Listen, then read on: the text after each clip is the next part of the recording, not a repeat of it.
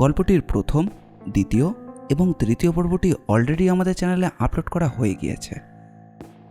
পর্বগুলো যদি আপনারা না শুনে থাকেন তবে আপনাদের অনুরোধ করব প্রথমে গিয়ে সেটি শুনুন। 3টি পর্বের লিঙ্ক ভিডিও ডেসক্রিপশন বক্সে এবং উপরে আই বাটনে দেওয়া রইল। আর 3টি পর্ব শোনা হয়ে গিয়ে থাকলে অন্তিম পর্বে আপনাদের স্বাগত। নমস্কার, আমরা সেল স্টুডিও। তাহলে আর বেশি দেরি না করে চলুন শুরু করা যাক। বাইরে বেরিয়ে এসে নীল বলল, চল একবার থানায় ঘুরে যাই। সেই বদক্ষত ওসির সঙ্গে দেখা করতে যাবে? সুরেশ্বরী দেবীর পিএম রিপোর্টটা একবার দেখাচ্ছিল। শুধুই কি শ্বাসরোধ করে মারা হয়েছে নাকি অন্য কিছু? চলো, কিন্তু উল্টো পাল্টা কিছু বকলে। বোকামি করিস না, ভুলে যাস না লোকটার গায়ে একটা উর্দি আছে যেটা খুবই পাওয়ারফুল। তাই বলে ভদ্রতা লোপ পেয়ে যাবে? সব মানুষের স্বভাব সমান হয় না রে। তাছাড়া উনিই বা কেন ওনার ব্যাপারে আমাকে ইন্টারফেয়ার করতে দেবেন? ঠিক আছে, আগে তো চল। লোককে জিজ্ঞাসা করতেই থানার হদিশ পাওয়া গেল। বাইরের কনস্টেবলকে জিজ্ঞাসা করতেই ওসির ঘরটা ওরা দেখিয়ে দিল। ওসি সরকারি একটি ফাইলে মুখ গুজেছিলেন। নীল বাইরে থেকে জিজ্ঞাসা করল, may I come in sir? ভুরু বেঁকিয়ে মুখ তুলতেই ভুরুটা হঠাৎ সোজা হয়ে গেল, যেন সদ্য বিয়ে দেওয়া মেয়ের শ্বশুর এসেছেন। তরবরিয়ে সিট থেকে উঠে এক হাত বাড়িয়ে দিয়ে বললেন, আরে আরে আসুন স্যার, আসুন আসুন, আমার কি সৌভাগ্য। হক চকিয়ে গিয়ে দীপু ভাবল, এই আবার কি ভরম। আগের দিনের লোকটার সঙ্গে এ লোকটার যেন আকাশ পাতাল ব্যবধান। কিন্তু কিছু না বলে চুপ করে দাঁড়িয়ে রইল। তাহলে চিনতে পেরেছেন? হাড়ে হাড়ে স্যার। আরে দাঁড়িয়ে রইলেন কেন? বসুন বসুন বসুন। আসলে স্যার আমি একটু নয় গেঁড়ে প্যাটার্নের লোক, মানে মানুষ চিনতে পারি না। আরে বসুন বসুন। না, ঠিক বসার জন্য আসেনি। আসলে সুরেশ্বরী দেবীর পিএম রিপোর্টটার জানার প্রয়োজন ছিল। অবশ্য আপনি যদি দেখান। কি যে বলেন স্যার, আপনাকে পিএম রিপোর্ট দেখাবো না তা কি কখনো হয়? এই যে এই যে এই যে নিন নিন স্যার, একদম রেডি। হ্যাঁ, এ তো স্যার ডাবল মার্ডার। একটা বুড়িকে খুন করতে এত কিছু করতে লাগে? আর্সেনিকের ব্যাপারটা সুরেশ্বরী দেবীর সঙ্গে প্রথম দিন কথাবার্তা বলার সময় আমার মাথায় এসেছিল। হ্যাঁ, আমিও তো সেটাই বলতে চাইছি। দীর্ঘদিন ধরে মহিলার ওপর আর্সেনিকের অ্যাপ্লাই করা হচ্ছিল। ওই রকম একজন হাড় জিজ্জিরে বুড়ি আর কতদিনই বা বাঁচত? শুধু শুধু যে কেন গলায় ফাঁস পড়াতে গেল এটাই বুঝলাম না। একটু কমন সেন্স অ্যাপ্লাই করলেই বুঝতে পারবেন। বুড়িকে সত্তর সরানো যে ওদের ভীষণ দরকার ছিল। ওদের বলতে? এক্ষেত্রে যার লাভ বেশি আর যার ধৈর্য রাখা সম্ভব হচ্ছিল না। না না, আপনি কার কথা বলছেন? আপনার নামটা কিন্তু জানা হয়নি। সে কি, আমার বুকের এই নেম প্লেটটা কি আপনার নজরে আসেনি? হ্যাঁ, এসেছিল মিস্টার বি বিশ্বাস, কিন্তু তাতে তো পুরো নামটা পাওয়া যাচ্ছে না। আগে আমি বৈষ্ণব বিশ্বাস। Very good name. আপনি বলছেন গুড নেম? জানেন আমার এই নামের জন্য কিছু হতচ্ছাড়া আমার পেছনে হরি সংকীর্তন করে। ছাড়ুন ওসব ফালতু কথা। কেসটা নিয়ে কি ভাবছেন? কি আর ভাববো, তবে আমার সন্দেহ ওই ব্যাটা ম্যানেজার। হ্যাঁ। কেন? টিভি চ্যানেল নিয়ে তো সুরেশ্বরী দেবীর পার্টনারের সঙ্গে একটা টাসল চলছিল। এখন ম্যানেজারকে হাত করে সুযোগ বুঝে বুড়িকে শেষ করে দিয়েছে। টাকা টাকা খেয়েছে পার্টনারের কাছ থেকে। কিন্তু আপনি কি জানেন কিছুদিন আগেই সুরেশ্বরী দেবী তার সমস্ত স্থাবর অস্থাবর সম্পত্তি উইল করে গেছেন? আর সেই সম্পত্তির খোদ মালিকানা ওর একমাত্র মেয়ে পদ্মিনী গুপ্তার। অতএব সুরেশ্বরী দেবীর পার্টনার যদি ম্যানেজারকে দিয়ে খুন করিয়েও থাকে, তাহলেও পার্টনারের খুব একটা লাভ হচ্ছে না। বুড়িকে জোর খাটিয়ে বা ভয় দেখিয়ে পার্টনার সাহেব কিছু একটা দরদস্তুর করতে পারতেন, কিন্তু মেয়েটি কিন্তু খুব ধুরন্ধর মেয়ে। তার উপর তার বিয়ে হয়েছিল এক ব্যবসাদারের বাড়িতে। অতএব মেয়েটিকে ডিঙিয়ে কি এত সহজে 1 কোটি টাকা নিয়ে চ্যানেলটা হস্তগত করতে পারবেন? তাছাড়া আমি খবর নিয়েছি ওই চ্যানেলটি মোটেও লসে রান করছিল না। তাহলে তো সন্দেহ করার মতো পড়ে রইল ওর মেয়ে আর জামাই। ওরাই কি? ফর ইউর কাইন্ড ইনফরমেশন, মেয়েটি অলরেডি ডিভোর্স চেয়ে উকিলকে দিয়ে চিঠি পাঠিয়েছে। তার চেয়েও বড় খবর, গত কয়েকদিন আগে মিস্টার সসীম গুপ্তা নামে এক যুবক হাওড়া ব্রিজের উপর গুলিবিদ্ধ হয়ে মারা গেছেন। হ্যাঁ হ্যাঁ, খবরটা আমি পড়েছি। এই সসীম গুপ্তা কে জানেন? না। পদ্মিনী গুপ্তার হাজবেন্ড। তিনি বেনারস থেকে কলকাতায় আসছিলেন, সম্ভবত নিজের স্ত্রীর সঙ্গে দেখা করার জন্য। ও মাই গড, এ তো আরেক ঝামেলা। ঝামেলার কি আছে? সাপও মরল আর লাঠিও অটুট রয়ে গেল। মানে কিরকম? যে রাতে মিসেস সুরেশ্বরী দেবী খুন হয়েছেন, সম্ভবত 2-3 দিন আগেই ওই বাড়ি থেকে আরেকজনও মিসিং। আরো একজন বলতে? এটাও কিন্তু খুঁজে বার করা সম্পূর্ণ আপনার ইখতিয়ারে। আমি জাস্ট একটা ক্লু দিলাম। এই তো আপনি লাজে খেলাচ্ছেন। আমার মনে হয় আপনি সবই জানেন। হ্যাঁ, আমি সবকিছুই জেনেছি এই মুহূর্তে বলছি না, বাট সেই মিসিং পার্সনের ইমিডিয়েট খোঁজ করুন। কিন্তু লোকটা কে বলবেন তো? এক ভদ্র মহিলা। আরে ও বাড়িতে তো মাত্র 2 জন মহিলা। না, 3 জন, যার একজন নেই। হয় সে তাকে কোথাও পাচার করেছে, নয়তো মেরে দিয়েছেন বলছেন, কিন্তু বডি? এটা কিন্তু আপনার ইখতিয়ার। কিন্তু মেয়েটি বা ছেলেটি কে সেটা তো জানা দরকার। আমার যতদূর ধারণা, আপনি অন্য কারোর কাছে খোঁজ নিতে গেলে আপনাকে স্রেফ নস্যাৎ করে দেবে। ওরা বলবে যে এই বাড়িতে পদ্মিনী আর সতী ছাড়া আর কেউই থাকে না। তাহলে যদি আমার উপরে আপনার বিন্দুমাত্র আস্থা থেকে থাকে, তাহলে আর কটা দিন আপনাকে অপেক্ষা করতে হবে।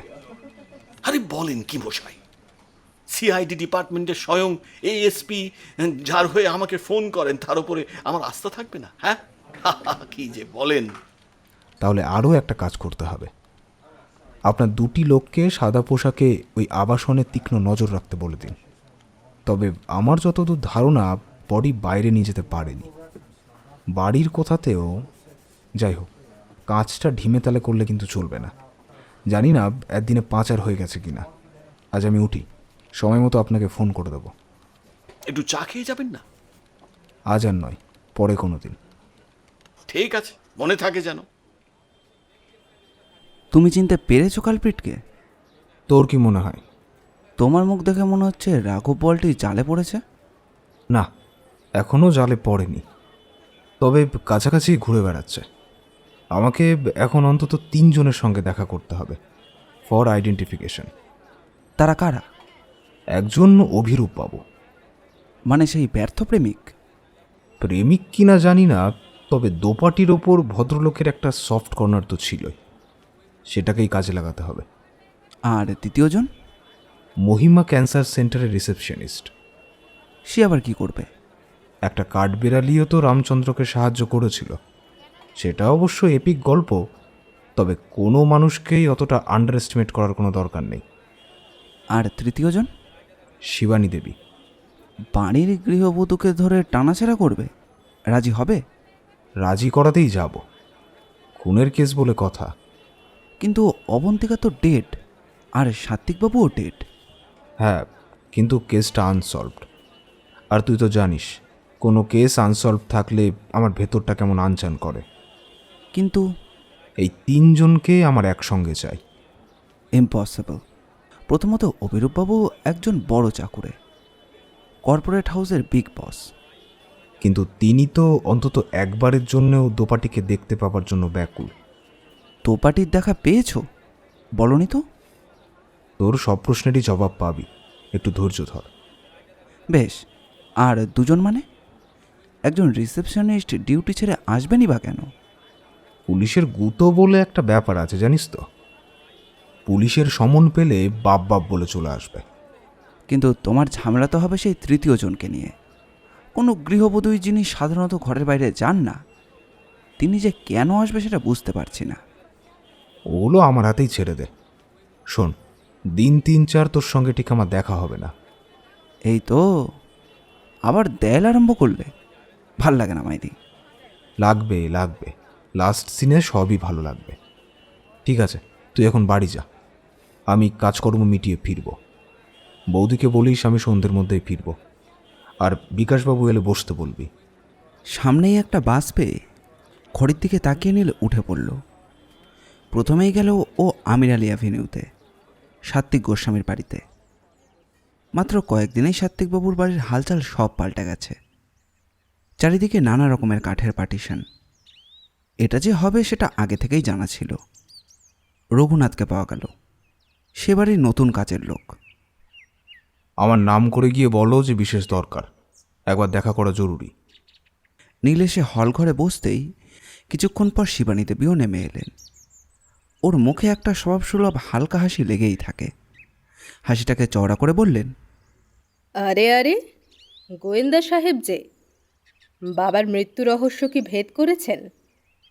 তার আগে আমাকে এক গ্লাস ঠান্ডা জল খাওয়াবেন? এটা কি একটা কথা হলো? আসুন, ভেতরে আসুন। তা আপনার সেই সাগরেরটিকে দেখছি না তো? ইচ্ছে করেই আনিনি, কারণ বিশেষ একটা অনুরোধ নিয়েই আপনার কাছে এসেছি। ব্যাপারটা আর কেউ জানুক এটা আমি চাই না। দীপু তো একটু পেট পাতলা ছেলে। বিশেষ অনুরোধ? কি ভাই? চলুন, আগে তো বসা যাক। তা কর্তা কোথায়? ও, উনি তো ব্যবসা সামলাতে গেছেন। ওরা সাত্ত্বিকবাবুর ঘর সংলগ্ন অবন্তিকার ঘরে এসে পড়েছে। অবন্তিকার ঘরেই শিবানী ওকে নিয়ে গেলেন। তারপর 1 মিনিট বলেই বেরিয়ে গেলেন। এখন আর নতুন করে অবন্তিকার ঘর দেখবার মতো কিছুই ছিল না। ছোট দরজাটা খোলা আছে বড় ঘরে যাওয়ার জন্য। ইচ্ছে করেই নীলা সাত্ত্বিকবাবুর ঘরে গেল না। ইতিমধ্যে প্লেটে সন্দেশ আর জল নিয়ে হাজির হলেন শিবানী। এই রে, বাঙালির এই একটা মহাদোষ, অতিথি এলেই তাকে মিষ্টি মুখ করাতেই হবে। ঠিক আছে, আর বিনয় দেখাতে হবে না। খেয়ে নিন, রঘু চা আনছে। এবার বলুন আপনার বিশেষ কথাটি। দেখবেন আবার প্রেম নিবেদন করে বসবেন না যেন। নীল হো হো করে হেসে উঠল। তারপর হাসি থামিয়ে বলল, আমার বউ ঠ্যাঙাবে। বউকে ভয় পান? গোয়েন্দারা ভয় পায়? পৃথিবীতে এখনও একজন স্বামী দেখতে পাবেন যে তার স্ত্রীকে ভয় পায় না? একদমই বাজে কথা। তাহলে কোনো স্বামী তার বউকে গলা কেটে ফেরার হয়ে যেত না। ম্যাডাম, আমি কোনো তর্কে যেতে চাইছি না। খুব কন্ট্রোভার্সিয়াল পয়েন্ট, ছাড়ুন এসব কথা। হ্যাঁ, এবার বলুন। নিশ্চয়ই বাবার ব্যাপারে কিছু বলতে এসেছেন। ঠিকই আন্দাজ করেছেন। তাহলে শুনুন, আপনার শ্বশুর মশাই আত্মহত্যা করেননি, ওকে খুব প্ল্যান করেই খুন করা হয়েছে। কিন্তু পুলিশ তো সে কথা বলছে না। পুলিশের কথা জানি না, কিন্তু আপনার শ্বশুর মশাই বুঝতে পেরেছিলেন কেউ একজন ওকে খুন করতে চান। সেই জন্যেই আমাকে ডেকেও পাঠিয়েছিলেন। সেই মতোই আমি এর শেষটা দেখতে চেয়েছিলাম। তার মানে আপনি খুনিকে ডিটেক্ট করতে পেরেছেন? এই বাড়ি যে আপনাকে দরকার হাতে নাতে ধরার জন্য। আমাকে? কিন্তু আমি কি আপনার মতো গোয়েন্দা নাকি? সে কথা হচ্ছে না। যে কোনো খুনিকে তুমি খুন করেছো বললে এমন কথা তো হবে না, সেটা প্রমাণ করতে হবে, এবং সে প্রমাণটা আসবে আপনারই হাত ধরে। দেখুন গোয়েন্দা সাহেব, আমি একজন গেরস্থ বাড়ির বউ। আমাকে কেনই বিপদের মধ্যে টানছেন? আপনি কি চান না যে খুনি ধরা পড়ুক? 100 বার চাই, কিন্তু একটু কোঅপারেট করুন প্লিজ। শিবানী দেবী ঠোঁট কামড়ে মিনিট কয়েক চুপ করে বসে রইলেন। তারপর বললেন, আমাকে কি করতে হবে? কিছুই না, শুধু আইডেন্টিফাই করা। আপনি যে তাকে চেনেন শুধু এইটুকু জানানো। তাহলেই হবে? গোলাগুলি চলবে না তো? আমি মরে গেলে আমার স্বামীটা একেবারে ল্যাজে গোবরে হয়ে যাবে। ওর ওপরেই হম্বিতম্বি, ভেতরে একবারে জুজুবুড়ি।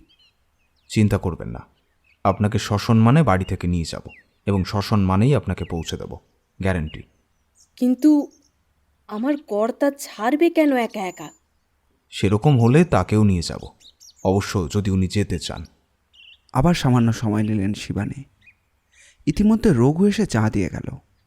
একসময় শিবানী বললেন, তা আপনার অ্যাডভেঞ্চারটা কবে হচ্ছে? দিনক্ষণ সব আমিই জানিয়ে দেব। আপনার স্বামীকেও জানিয়ে রাখবেন, যে কোনো একটা রবিবার। কাগজে দেখছিলাম অবন্তিকাকে নাকি কেউ নৃশংসভাবে খুন করে গেছে। হ্যাঁ, ছুরি দিয়েই গলার নলিটা কেটে দেওয়া হয়েছিল। সর্বাঙ্গে, বিশেষ করে মুখটাই অ্যাসিড ঢেলে দেওয়া হয়েছিল। আহারে, মা বাপ মরা মেয়ে, অভাবের তাড়নায় এ বাড়িতে কাজ করতে এসেছিল। বাবা তাকে 50 লাখ টাকা দিয়েছিলেন। বাড়ির কেউ মেয়েটাকে দেখতে পারত না। এখানে থাকলে মেয়েটার একটা গতি হতো। তা তার খুনি কি তাহলে ধরা গেছে? না, সেটা ওখানকার পুলিশের হাতে রয়েছে। কতটা কি হয়েছে তার খবর আমার কাছে নেই। আর তেমন কোনো কথা হলো না। চা খাওয়া হয়ে গিয়েছিল। নীল উঠে পড়ল।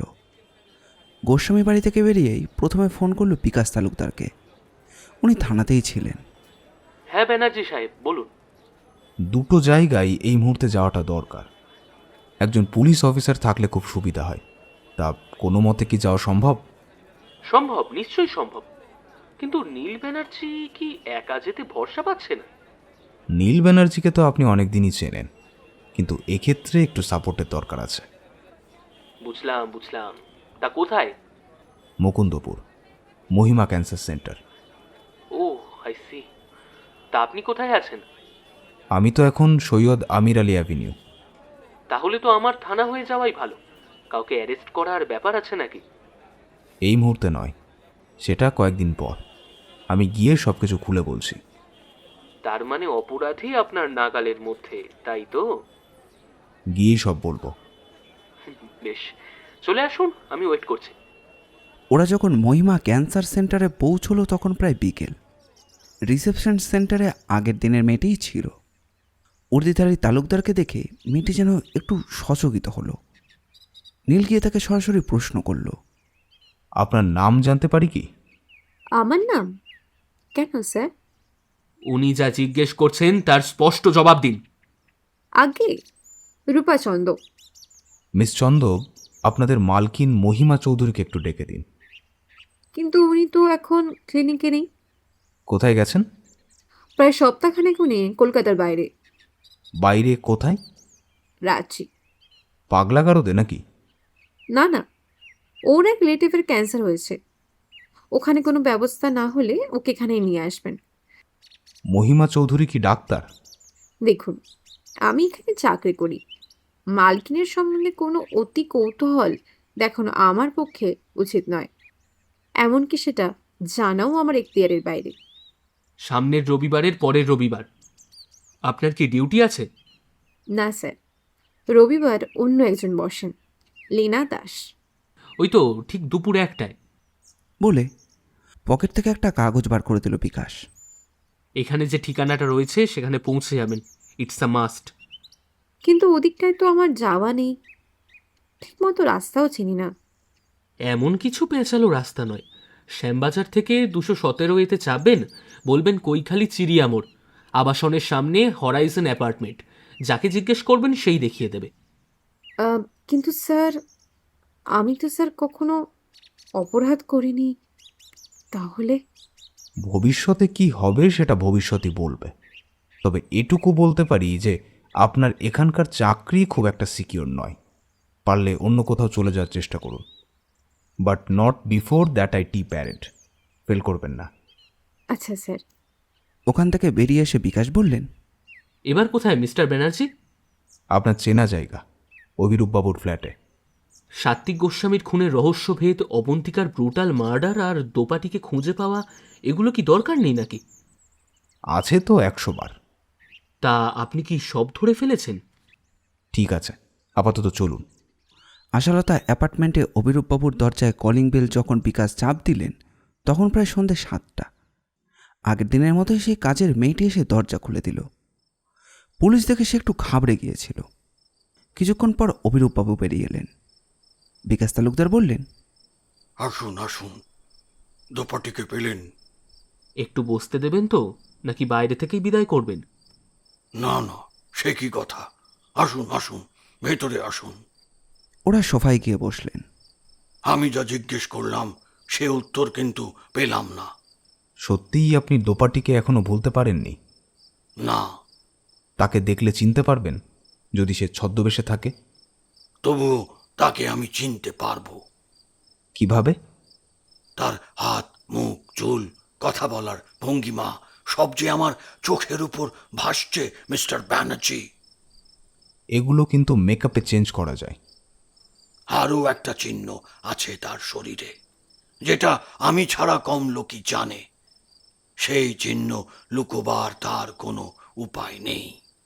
বেশ, আমি জানতেও চাই না কি সেই বিশেষ চিহ্ন।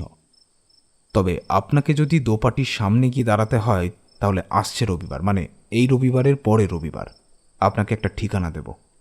সেই ঠিকানায় ঠিক বেলা 1টার মধ্যে সেখানে গিয়ে পৌঁছতে হবে, নইলে আর হয়তো কোনো দিনই দোপাটিকে দেখতে পাবেন না।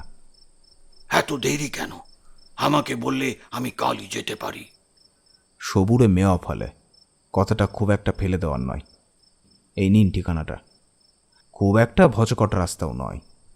নো প্রবলেম, প্রায় আমাকে এয়ারপোর্ট যেতে হয় অফিসের কাছে। I will be there by time. আমি তো এখনো অন্ধকারে, কি যে করতে চাইছেন মাথায় ঢুকছে না ব্যাং। এই জন্যেই দীপুকে আনিনি, ওর 1000 প্রশ্নের উত্তর দিতে দিতে আমি জেরবার হয়ে যেতাম। বেশ, ঠিক আছে। আমার এখন কি করণীয়? হঠাৎ হানা with police force. Padmini Gupta জানবেও না তার বাড়িতেই আমাদের অভিযান। পদ্মিনীকে? মিসেস সুরেশ্বরীর একমাত্র মেয়ে। ব্যাস, আপাতত এইটুকু জানলেই চলবে। ওখানকার ওসি বৈষ্ণববাবুকে বলবেন 2জন লেডি কনস্টেবলকে সঙ্গে নিতে। আমি আছি আর দীপু আছে, আর আপনি তো আছেনই। সঙ্গে আরও 2জনের থাকাটা দরকার।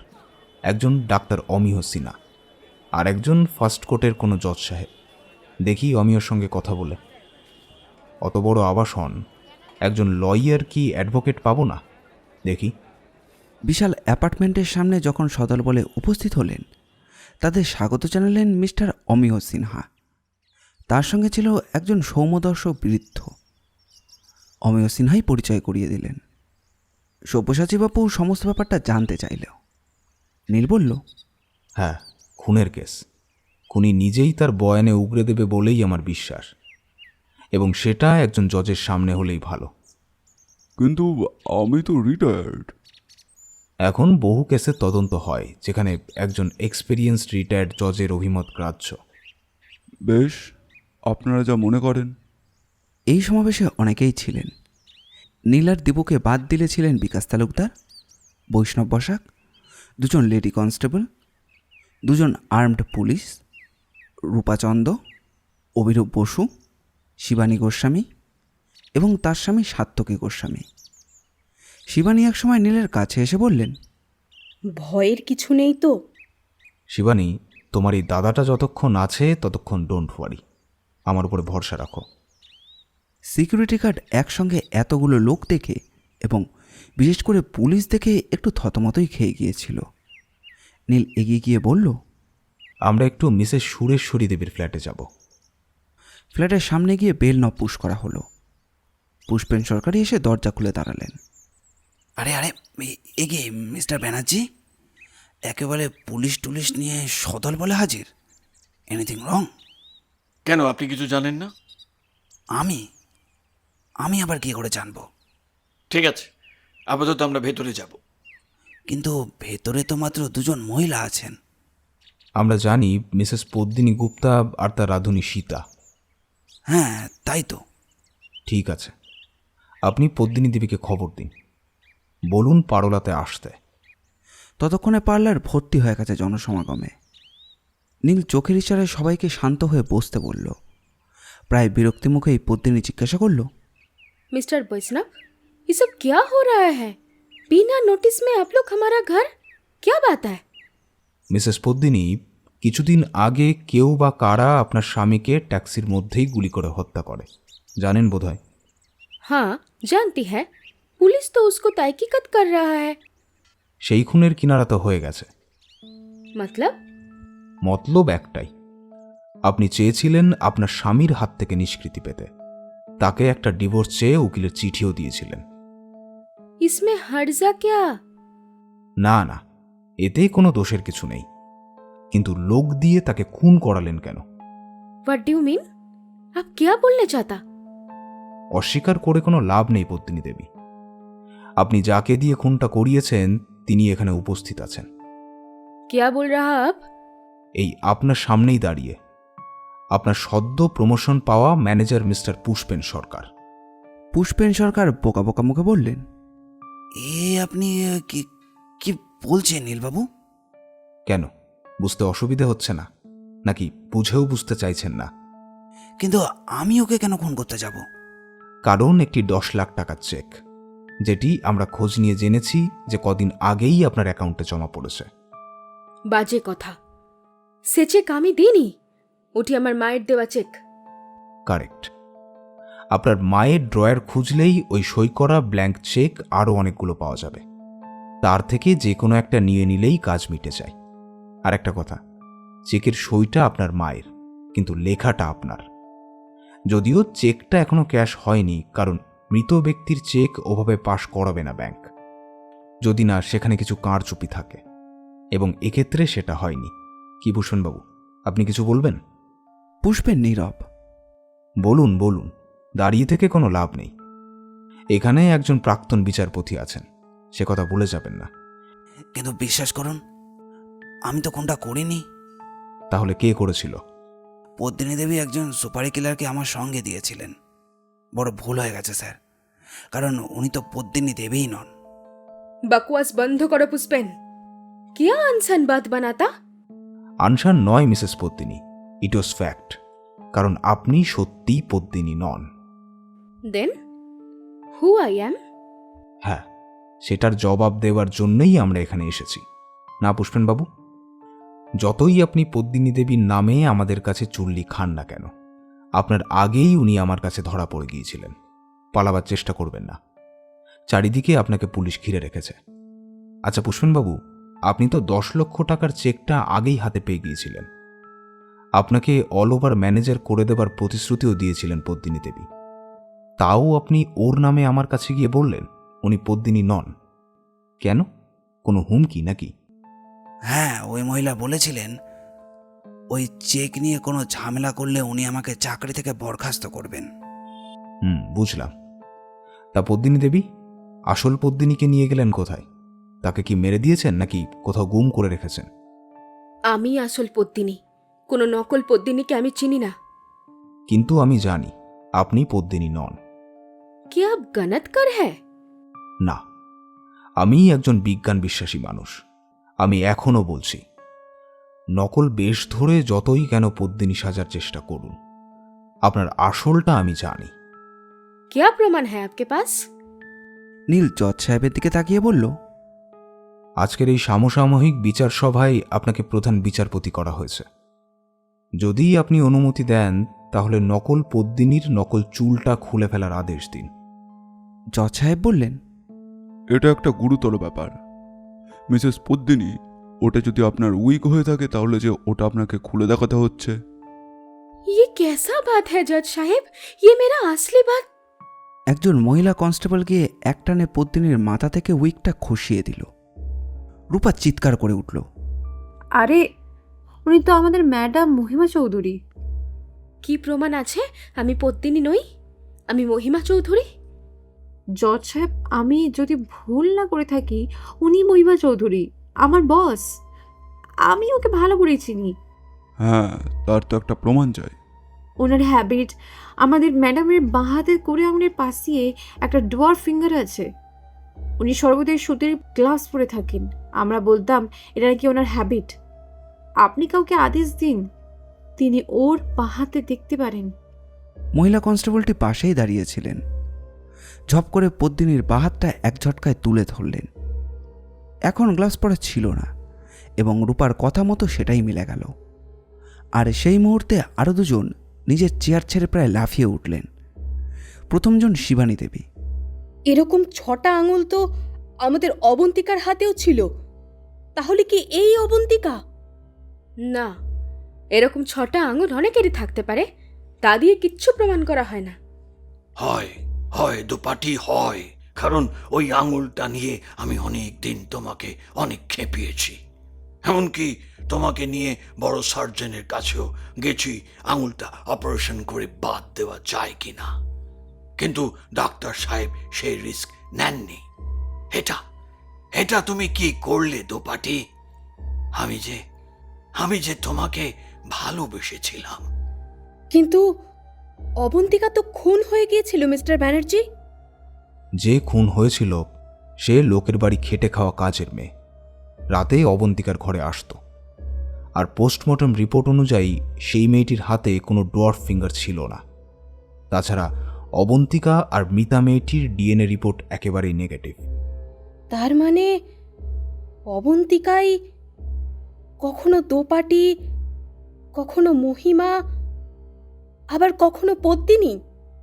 হ্যাঁ শিবানী দেবী, ঠিক তাই। এবার বলবেন অবন্তিকা দেবী, এতগুলো খুন আপনি কেন করলেন? এতগুলো মানে? 1 নম্বর সাত্বিক গোস্বামী, ইট ওয়াজ এ প্রি প্ল্যান্ড মার্ডার। 2 নম্বর অভিরূপ বাবুর একমাত্র ছেলে কাজল। কাজলের একটু ডিপ্রেশন ছিল, তাকে রেগুলার প্রভোগ দিয়ে তাকে বাধ্য করেছেন সুইসাইড করাতে। কাজলের ডায়েরি আমার কাছে আছে, সে তার সব কথাই সেখানে লিখে গেছে, যা দিয়ে প্রমাণ করা যাবে যে অবন্তিকাই ওরফে দোপাটি দেবী কাজলের পরোক্ষ খুনি। এর পরের কেসটা তো আগেই বলেছি, মেয়েটা শুতে আসতো। অবন্তিকা যে নিজের ঘরেই খুন হয়েছে এটা প্রমাণ করার জন্য তাকে গলা কাটার পরে মুখে নাইট্রিক অ্যাসিড ঢেলে দেওয়া হয়েছিল এবং নিজের নাইটি তাকে পরিয়ে দেওয়া হয়েছিল। এবার বলবেন যে কেন এই হত্যার অভিসার? বৈষ্ণববাবু, অ্যাপার্টমেন্ট একটু ভালো করে খুঁজে দেখবেন, হয়তো আসল পদ্মিনীকে সেখানে খুঁজে পাবেন, ডেড অর অ্যালাইভ। আর সর্বশেষ খুন আসল পদ্মিনী দেবীর স্বামী সসীম গুপ্তা। এই খুনটা উনি নিজে হাতে করেননি, ওনার বিশ্বস্ত কর্মচারী পুষ্পেন সরকারকে দিয়ে করিয়েছিলেন। নীলের বক্তব্য শেষ হলে সমস্ত ঘরটিতে সুচ পড়লেও যেন তার আওয়াজ শোনা যেত। নিস্তব্ধতা ভাঙলেন আইনজীবী প্রাক্তন বিচারপতি সব্যসাচী দত্ত। আপনার বিরুদ্ধে যে সমস্ত অ্যালিগেশন আনা হয়েছে, যুক্তিগ্রাহ্য প্রমাণ সমেত আপনি কি তা অস্বীকার করছেন? মিস্টার নীল ব্যানার্জি যেসব অভিযোগ তুলে আমায় খুনি প্রমাণ করতে চাইছেন, এগুলো ওনার উর্বর মস্তিষ্কের উদ্ভাবনা। আরে বাস, পদ্মিনী দেবী, আপনি তো বেশ ভালো বাংলা বলেন। আপনি কি বেঙ্গলি মিডিয়ামে পড়াশোনা করতেন নাকি? বিয়ের আগে পর্যন্ত আমি কলকাতাতেই মানুষ, ন্যাচারালি বাংলাটা আমি ভালোই বলতে পারি। এটা হতেই পারে, কিন্তু কিছুক্ষণ আগে পুষ্পেনবাবু স্বীকার করেছেন যে আপনার আদেশ অনুসারেই উনি একজন সুপারি কিলারকে দিয়ে মিস্টার সসীম গুপ্তাকে খুন করিয়েছেন। He is a liar. নিজে ফেঁসেছেন, এখন আমাকে ফাঁসাতে চাইছেন। তাই নাকি? তাহলে পুষ্পেনবাবুই বলবেন আসল পদ্মিনী দেবীকে আপনারা কিভাবে খুন করেছিলেন, সেই দলে কে কে ছিলেন। উনিই হয়তো বলতে পারবেন পদ্মিনী দেবীর বর্তমান অবস্থান এখন কোথায়। কি পুষ্পেনবাবু, কিছু বলবেন নাকি? বেশ উত্তেজিত অবস্থায় পুষ্পেনবাবু চেয়ার ছেড়ে দাঁড়িয়ে উঠে বললেন, হ্যাঁ বলবো, সব কথাই বলবো। নিজে তো খুনের কেসে জড়িয়েই গেছি, কিন্তু অবন্তিকা দেবী, মরবো যখন আপনাকে নিয়েই মরবো। সুরেশ্বরী দেবীর বিশাল সম্পত্তি গ্রাস করবার জন্য আপনি আসল পদ্মিনীকে খুন করেন সুরেশ্বরী দেবীর সামনেই। উনি কলকাতার আসার আগেই আপনি প্ল্যান চাক আউট করে দিয়েছিলেন, আর আপনার এ কাজে সাহায্য করেছিল আমার মতো একজন পাঁঠা আর একজন আপনার প্রিয় দাসী সতী। কিভাবে খুনটা করেছিলেন সেটা না হয় নিজের মুখেই বলবেন। আসলে জজ সাহেব, আমার মতো একজন জোয়ান মানুষকে অবন্তিকার দরকার ছিল। দুজন মহিলার পক্ষে পদ্মিনী দেবীর দেহটা সরিয়ে দেওয়া সম্ভব ছিল না। হ্যাঁ জজ সাহেব, সতী আর অবন্তিকা দুজন মিলে একটা ধারালো ছুরি দিয়ে পদ্মিনী দেবীর গলার নলিটা ফালা ফালা করে দিয়েছিল, আর তার আগেই পদ্মিনী দেবীর হাত পা শক্ত করে বাঁধা হয়েছিল। এ কাজে সতী ছিল অত্যন্ত পাকা মেয়ে। বিট্রেয়ার, 1 গাদা টাকা খেয়ে এখন আমার বিরুদ্ধে সব দোষ চাপাতে চাইছ? তোমাকে কিন্তু এর গুনাগার দিতেই হবে। ঠিক একই প্রসেসে। হ্যাঁ জজ সাহেব, ঠিক একইভাবে পায়ে দড়ি বেঁধে সুরেশ্বরী দেবীকেও হত্যা করা হয়েছিল। আর শুনুন ম্যাডাম অবন্তিকা, আমি আর আপনাকে ভয় পাই না। আমার যা শাস্তি হবে সেটা আমিই নেব, কিন্তু আমার ওপর বদলা নেওয়ার জন্য আপনি কি নিজে সসম্মানে মুক্তি পাবেন? মিস্টার ব্যানার্জি, আরও কিন্তু একজন লুকিয়ে বসে রয়েছে, সতী। সে বাড়ির মধ্যেই রয়েছে। দুদুরি মানুষকে হত্যা করার অপরাধে আপনাকে গ্রেপ্তার করা হলো। তোমার কি আর কিছু বলার আছে? হাউমাউ করে সতী খানিকটা কেঁদে নিল। জজ সাহেবের ধমকানিতে সে চুপ হলো। বোঝাই যাচ্ছিল যে সেটা নাটকীয় কান্না। কান্নাটা থামিয়ে আসলে যা হয়েছিল সেটাই বলুন। সতীর আর পাশ কাটাবার কোনো উপায় ছিল না। বলল, मैंने तो कुछ गुनाह किया ही, आइन का सस्ती तो मुझे मिलना ही पड़ेगा।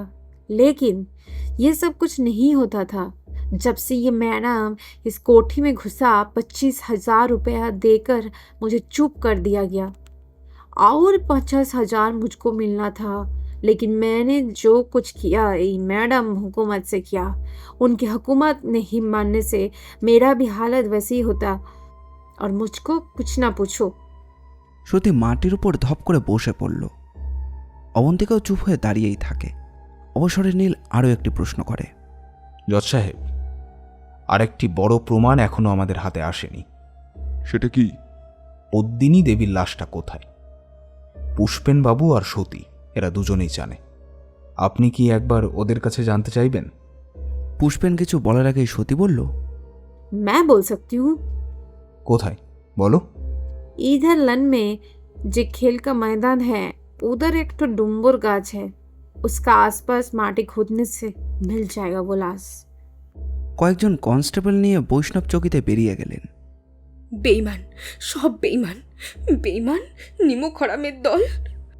অবন্তিকা ফোঁস করতে লাগলো। অভিরূপ প্রায় ভেঙে পড়েছিলেন। কোনো মতে দাঁড়িয়ে উঠে বললেন, তোমার চেয়ে বড় বেঈমান আর আর কি কেউ আছে Dopati? No Dopati, she is Abantika. আইনের অস্ত্র যেখানে একটা ভোঁতা ছুরি, আইন যেখানে বড় লোকদের তুষ্টি সাধন করে, বড় বড় অ্যাডভোকেটের দল যেখানে টাকায় হেলে দোলে, দিন রাত আর রাতকে দিন করে, সেখানে আইন তো নিজের হাতে তুলে নিতেই হয়। আর আমি সেটাই করেছিলাম। সাধারণ মানুষের চোখে সাত্বিক গোস্বামী একজন নিরেট ভালো মানুষ, একজন ব্রাহ্মণ সন্তান। জানেন এই লোকটার কি অতীত? আপনার কি কোনো ধৈর্য আছে জজ সাহেব? আপনি বলুন। এরপর দোপাটি ওরফে অবন্তিকা যা বলল তা একটা এইরকম। আমাদের একটা ছোট্ট সংসার ছিল, বাবা, মা আর আমি। মা ছিলেন অসাধারণ সুন্দরী। রাস্তায় বের হলে অনেকেই তাকিয়ে দেখত। কিন্তু আমার বাবা ছিলেন এক বড় অফিসের ছোট্ট মাপের কেরানি। রোজগারের চেয়ে সংসারের খরচাটাই ছিল বেশি। মাসের অর্ধেক দিন যেতে না যেতেই ধার শুরু হয়ে যেত, তবুও চলে যাচ্ছিল। একদিন বাবা তার এক পরিচিতি বন্ধুকে নিয়ে এসে হাজির হলেন, সাত্বিক গোস্বামী। মায়ের সঙ্গে আলাপ পরিচয় করিয়ে দিলেন। একদিন সাত্বিক মাকে বললেন, এভাবে সংসার চালাবেন কি করে বৌঠান? এরপর তো মেয়ের স্কুলে যাওয়া শুরু হবে। মা বলেছিলেন গরিবের যেভাবে চলে সেভাবেই চলবে। উত্তরে সাত্বিক বলেছিলেন, আমি একটা ব্যবসা করি। বিমলকেও সে কথা বলেছি। আপনার যদি কোনো আপত্তি না থাকে তাহলে আমি ওকে পার্টনার করে নিতে চাই। উত্তরে মা বলেছিলেন, ব্যবসায় তো অনেক মূলধন লাগে, আমাদের টাকাই বা কোথায়? মাছি তাড়ানোর ভঙ্গিতে সে কথা উড়িয়ে দিয়ে সাত্বিকবাবু বলেছিলেন, টাকা লাগবে না, আপাতত ওয়ার্কিং পার্টনার হিসাবেই কাজ করবে, তারপর ভবিষ্যতে বলবে কি হয় না হয়। মায়ের আপত্তি থাকলেও বাবা কিন্তু প্রপোজালটা লুফে নিয়েছিলেন। একাগ্রচিত্তেই উনি ব্যবসায় লেগে পড়লেন। কিন্তু কিছুদিনের মধ্যেই চিত্রটা বদলে যেতে লাগলো। দিনের অধিকাংশ সময় বাবা থাকতেন ব্যবসার বেগার খাটতে, আর সাত্বিক গোস্বামী আসর জমালেন আমার মায়ের সান্নিধ্যে। এ সংসারে টাকার হিসেবে অনেক কিছুই এলোমেলো হয়ে যায়। আমাদের ছোট্ট সংসারেও ঝড়ের সংকেত দেখা দিল। আমি পড়তাম একটা সাধারণ স্কুলে। আমাকে ভর্তি করানো হলো ইংলিশ মিডিয়ামে। মায়ের গায়ে উঠল রকমারি গহনা আর দামি শাড়ি। হাতে আসতে লাগলো নগদ করি। আমি বেশ বুঝতে পারলাম কোথায় যেন কোনো কিছু গণ্ডগোল হয়ে যাচ্ছে। মাও কেমন যেন বদলে যাচ্ছেন। বাবা সাধারণত নির্বিকার মানুষ হলেও সংসারের পরিবর্তনটা তার চোখেও পড়েছিল। তারপর একদিন তুমুল ঝগড়া বাবা আর মায়ের মধ্যে। সেদিন বাবার অকর্মণ্যতার জন্য বাবাকে যাচ্ছে তাই করে কথা শুনিয়েছিলেন। এরপর বাবা একদিন সাত্বিকবাবুর মুখোমুখি হয়েছিলেন। তাকে বাড়িতে ঢুকতে বারণ করে দিয়েছিলেন, যার ফল হলো ব্যবসা থেকে বাবাকে বের করে দেওয়া হলো। কিন্তু সাত্বিকবাবুর যাতায়াতে কোনো ব্যাঘাত ঘটল না। তার কারণ মা তখন বাবার চেয়ে সাত্বিকবাবুর ওপর বেশি নির্ভরশীল হয়ে পড়েছিলেন। এর কিছুদিনের মধ্যেই অসম্মানিত এক বেকার ভদ্রলোক করলেন সুইসাইড। আমি তখন জুনিয়র কেমব্রিজের ছাত্রী, অনেক কিছুই বুঝতে পারতাম তখন। অনুযোগ করেছিলাম মাকে এই নিয়ে। মা উত্তরে বলেছিলেন, তুমি বলছো সাত্বিককে ছেড়ে দিয়ে আগের অবস্থায় ফিরে যেতে, এর পরিণাম কি হবে ভেবেছ?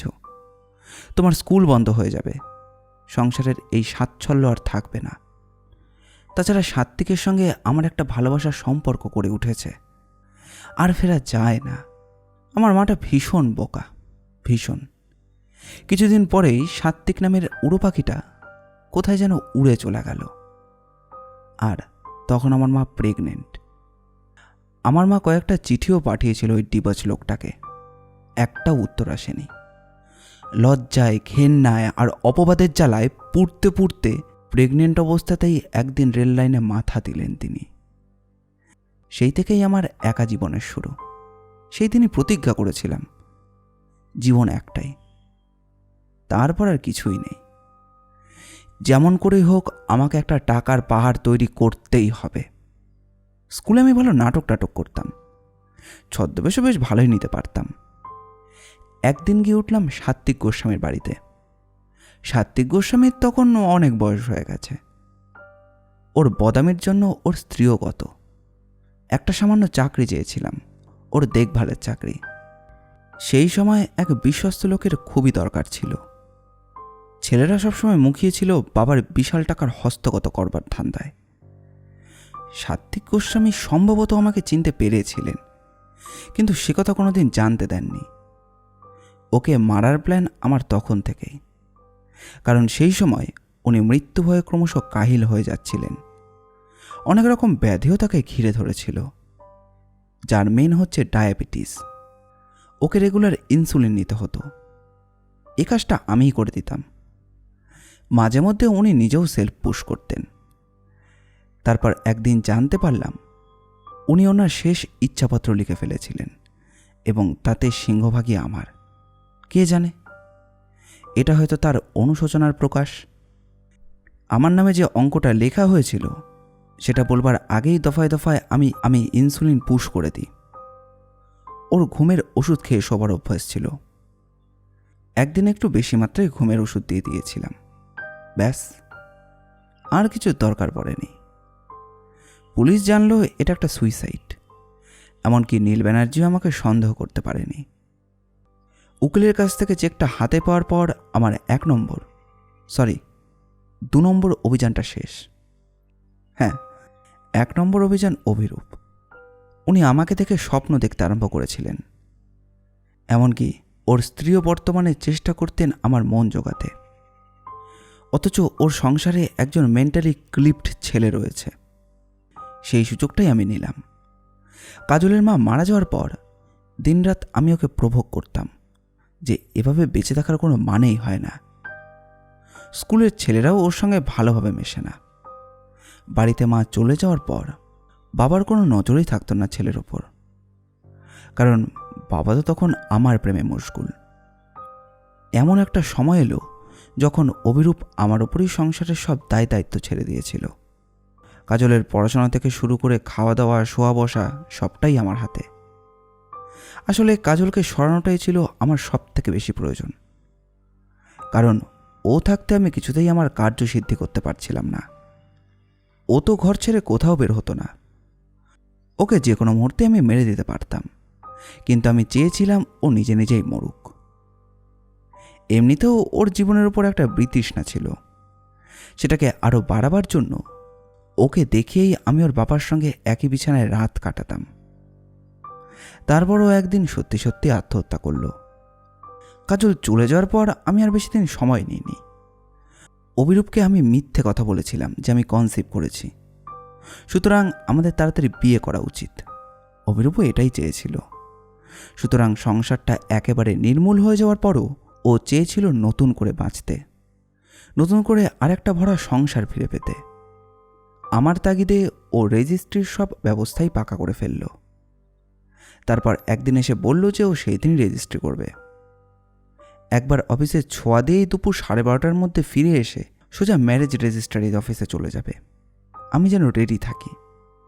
আর ঠিক সেই দিনই কয়েক লক্ষ টাকা আর বিপাশার গহনা নিয়ে অভিরূপ ফেরার আগেই আমি সেখান থেকে পালিয়ে যাই। অবন্তিকা থামতেই বিকাশ তালুকদার প্রশ্ন করলেন, অভিরূপ বাবুই তো আপনার প্রথম শিকার, তাই না অবন্তিকা? হ্যাঁ, হাত পাকানোর জন্য অভিরূপই ছিল সেফেস্ট জায়গা। হঠাৎ শিবানী দেবী বললেন, কিন্তু অবন্তিকা, তুমি তো লেখাপড়া জানা মেয়ে। সংসারে তোমার নিজের বলে কেউ নেই। ইচ্ছে করলেই তুমি অভিরূপের সঙ্গে একটা সুখের সংসার গড়তে পারতে। তা না করে তাকে ঠকালে। আমার শ্বশুর মশাইকে খুন করে 50 লাখ টাকা নিয়েও তোমার টাকার আশা মিটল না। তারপরেও আপনার মতো নির্মল, সুন্দর আর সুখী জীবন তো আমার ছিল না। টাকার অভাবে আর সাত্ত্বিকের বেইমানিতে আমার মাকে তার উপপত্নী হতে হয়েছিল। তারপর তাকে রেলের লাইনে মাথা দিয়ে মরতে হয়েছিল। সব্যসাচীবাবু বললেন, সব সিরিয়াল কিলাররাই একটা না একটা না বাহানা খুঁজছে। কারোর না কারো দ্বারা সে প্রতারিত হয়েছে। কেউ না কেউ তার উপর অন্যায় অত্যাচার করেছে, যার জন্য সে সমাজ আর আইনকে বুড়ো আঙুল দেখিয়ে ক্রাইম করে যাবে। সেটা কি সঠিক পথ? আপনি আর জ্ঞান দেবেন না জজ সাহেব। সমাজের মাথাগুলোকে এক এক করে আমার চেনা হয়ে গেছে। এই যে আপনাদের মহান দেশসেবক রাজনৈতিক দাদা সমরেশ নন্দী, লোকটা আগাগোড়াই দুর্নীতিবাজ। দুটো অপরাধের পর আমি যখন দিশেহারা, কোথায় যাব তার ঠিক নেই, হঠাৎই একদিন সমরেশের চোখে পড়ে গেলাম। প্রথমে বুঝতেই পারিনি। ওর ভালো মানুষ চেহারা আর কথাবার্তায় ভুলে গিয়ে আমি আমার অনেক কিছুই জানিয়ে ফেলেছিলাম। আসলে দুটো ক্রাইমের পর যেহেতু আমি কোনো ইনবর্ন ক্রিমিনাল নই, তাই ভয় করছিল। হাতে তখন অনেক টাকা, কিভাবে কোথায় রাখবো আমি কিছুই ভেবে উঠতে পারছিলাম না। সমরেশই আমাকে দিশা দেখায়, খুলতে বলে একটা ক্যান্সার ক্লিনিক। কালো টাকা সাদা করার উপায়। যদিও সাত্ত্বিকবাবুর কাছ থেকে পাওয়া টাকাটা কালো টাকা ছিল না, তবু অঙ্কের হিসেবে তো অনেক টাকা। ওর কথা মতো একটা ক্লিনিক খুললাম। আমাকে রাত কাটাবার মতো একটা ঘরও ঠিক করে দিয়েছিল। কিন্তু তার কিছুদিন পর ওর আসল চেহারাটা বেরিয়ে পড়েছিল। ওর দুষ্কর্মের জন্য পার্টি ওকে এক্সপেন্ড করে। আমাকে একদিন এসে বলেও ইন্ডিভিজুয়াল ক্যান্ডিডেট হিসেবে ভোটে দাঁড়াতে চায়, তার জন্য নাকি অনেক টাকা দরকার। আর সেই টাকাটা আমার কাছেই ডিম্যান্ড করে, পাছে ওর চোখে ধুলো দিয়ে পালিয়ে যাই। তাই মমতা বলে একজনকে ফিট করে দেয় রাত্রে আমার সঙ্গে থাকবে বলে। মেয়েটাও ছিল বেশ তেঁদুরে টাইপ। ক্লিনিকে থাকার সময়টুকু ছাড়া সর্বদা আমাকে চোখে চোখে রাখত। ওর হাত থেকে বাঁচবার জন্যই ওকে আমি খুন করতে বাধ্য হই। তারপর ওকে আমার নাইটি পরিয়ে এক রাত্রে ওকে এমনভাবে খুন করে ওর মুখে নাইট্রিক অ্যাসিড ঢেলে দিয়েছিলাম যাতে সবাই মনে করে অবন্তিকাই খুন হয়েছে। আর পুলিশ বা গোয়েন্দাকে একটু ধোঁকা দেওয়ার জন্য ধাঁধার মতো কিছু একটা লিখে পেনের খোলে ঢুকিয়ে রেখে এসেছিলাম, যাতে পুলিশ মনে করে সত্যি অবন্তিকা মারা গেছে। বুঝলাম। কিন্তু তোমার ক্লিনিক? আর কেউ বিশ্বাস করুক বা না করুক, সমরেশের চোখে ধুলো দিতে আমি পারিনি। ছদ্মবেশ নিয়ে বয়স্কার চুল ছেঁটে ওর হাতে আমি এড়াতে পারিনি। ও গিয়ে রেগুলার টাকা ডিম্যান্ড করতে শুরু করলো। আমাকে ভয়ও দেখালো। ওর চাহিদা মতো টাকার জোগাড় নিতে না পারলে ও আমাকে খুনি সাব্যস্ত করে আইনের কাঠগড়ায় তুলবে। ভেবেছিলাম 3টে ক্রাইম যে ঠান্ডা মাথায় করতে পারে, সমরেশের মতো ভুঁই ফোড়কেও সেও নামিয়ে দিতে পারবে। হাতে আমার একটাই অস্ত্র, আমার রূপ আর শরীর উছলে পড়া যৌবন। বেশ বুঝতে পারতাম টাকা ছাড়াও আমার শরীরটা ওর দাবির তালিকাতেই পড়ে। হয়তো সেটা একদিন করেই ফেললাম। কিন্তু আচমকা একদিন দেখা হয়ে গেল পুষ্পেনের সঙ্গে। বেশি ডিটেলসে না গিয়ে একটু সংক্ষেপে বলি, পুষ্পেনের চোখেও ছিল টাকার খিদে। ওর কাছে জেনে নিয়েছিলাম ওর মনিবের একাকিত্ব আর প্রচুর অর্থ থাকা সত্ত্বেও সুরেশ্বরী দেবী কি পরিমাণে অসহায়। আপনি ক্রিমিনাল না হয়ে ক্রাইম থ্রিলার রাইটার হতে পারতেন। বইয়ের কাটতিটাও ভালোই হতো, তাহলে আর গলায় ফাঁসির দড়িটা পড়তে হতো না। একজন ক্রাইম থ্রিলার লেখক এত টাকা রোজগার করে? আমার কাছে যে টাকা আছে ওরকম শখানেক লেখককে আমি মোটা মাইনে দিয়ে পুষতে পারি। একটা লোকই আমাকে বিহাইন্ড দ্য বারে ঠেলে দিল। আর কটা দিন সময় পেলে বাকি দুটো কাঁটাও আমি উপড়ে ফেলতাম। তারা কারা? ওই যে একটা বেইমান, পুষ্পেন সরকার আর সতী। সসীম গুপ্তা আগেই গেছে। পুলিশ আমার টিকিও ছুঁতে পারত না। আর পদ্মিনী হত্যার জলজ্যান্ত সাক্ষী তো দুজন, পুষ্পেন আর সতী। হাতের ময়লা ফেলার মতো ওদেরকেও ঝেড়ে ফেলার সব চকআউটে আমি করে ফেলেছিলাম।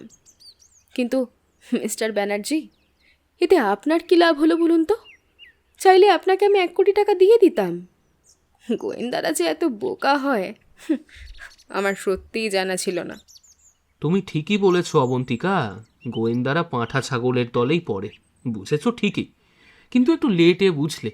কিন্তু এখন তো তোমার জায়গাটা ভাই কোথায় গিয়ে পড়বে সেটা নিশ্চয়ই তোমার মতো চালাক মেয়ে বুঝতে পেরেছে।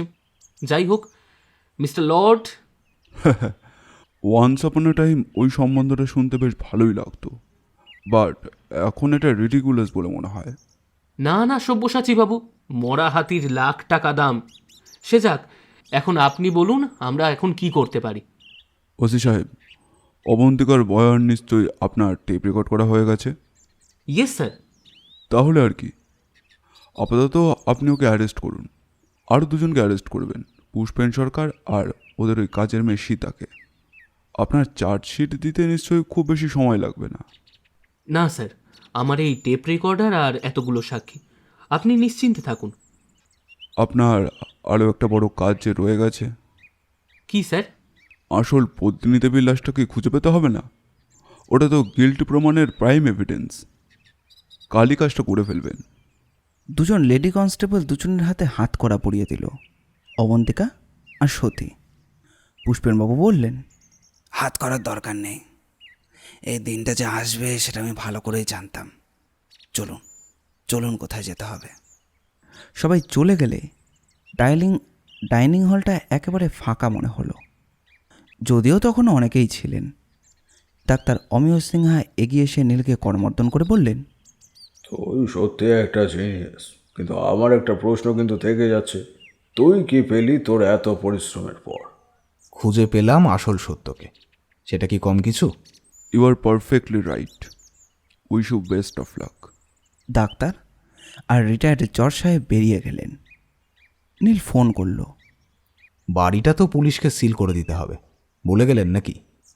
না স্যার, ভাবি ও জিনিসটা ভোলে না, আপনি নিশ্চিন্ত থাকুন। হঠাৎ শিবানী দেবী এবং তার হাজব্যান্ড সাত্তুকি এসে নীলের হাত দুটো চেপে ধরল, বলল, যদিও আমরা চেয়েছিলাম আর কষ্ট না পেয়ে বাবা তাড়াতাড়ি চলে যান, কিন্তু এভাবে চাইনি, বিশ্বাস করুন। বিশ্বাস করলাম, কিন্তু আমার যে আরেকটা ডিউটি আছে, আপনাকে আর বাড়ির দোরগোড়ায় নামিয়ে দিতে হবে না? কিন্তু আমি বলে এগিয়ে এলো রূপাচন্দ। আমি কোথায় যাব? ক্যান্সার ক্লিনিক তো এবার উঠে যাবে। তুমি তো বেশ ভালোই রিসেপশনিস্ট, একটা না একটা কাজ ঠিক জুটেই যাবে, ভরসা রাখো নিজের ওপর। রূপার কিছুই বলে না, সে চুপ করে দাঁড়িয়ে থাকে। আমাদের আজকের গল্পটি ভালো লাগলে অবশ্যই লাইক এবং কীরকম লাগলো সেটি কমেন্ট করে জানাবেন। আমরা আপনাদের মধ্যে থেকে একটি কমেন্ট পিন করে দেব। এই রকম গোয়েন্দা গল্প ও অ্যাডভেঞ্চার গল্প আমরা প্রায়ই নিয়ে আসি। আমাদের চ্যানেলটি ঘুরেও আসতে পারেন। আমাদের চ্যানেলটিকে সাবস্ক্রাইব করে আমাদের পাশে থাকবেন। আপনাদের ভালোবাসা একান্ত কাম্য। ধন্যবাদ।